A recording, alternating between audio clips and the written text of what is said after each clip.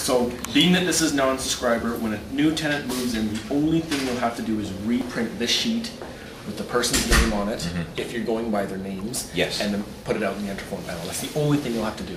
Yeah, a lot of people don't even want their names on it. So. Exactly. They might want, well, they'll need something to reference them to. Yeah. So we'll work it. So however you want to do it. So this is your copy. If you want, I can send you the document file for this, but I'm sure you guys would retype in your own formatting. No worries, we can take care of that. Okay. And then as far as programming in a keyless entry, which is I think what you want, that's something that you'll have to go through the programming. If you want, we can try and review it now, but we won't catch on video how to do the actual reprogramming of the keyless entry, because there's a couple other functions that you can program into.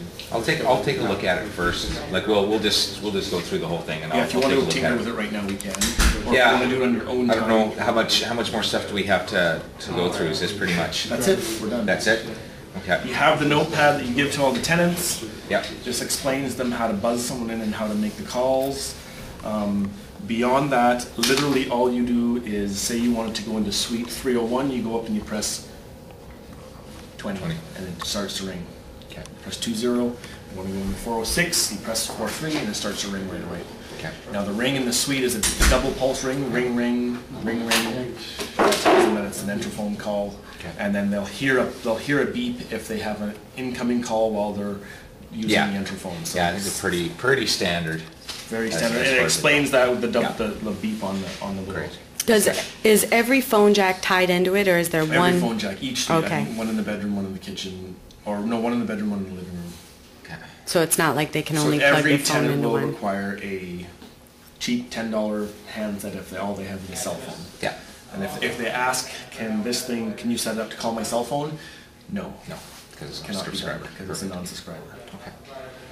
All right. Well, maybe if this is all we're going to be going over, maybe we could take a quick look and just see if we can. See if we can program the keyless entry. Yeah, I'd like, because there's basically two codes that we're going to want to enter.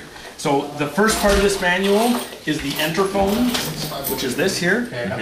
The second part of the manual, that's called the Mesh EPX. This is the big black box down in the electrical room. Okay. That's what makes it non-subscriber.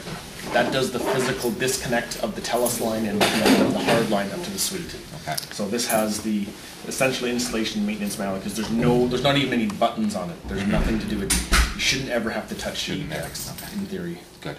If I remember correctly, that box is up on the wall to the left when you walk in the electrical room? Right in the electrical room, on the communications wall on the left, up high. Okay. Big black box says EPX on it.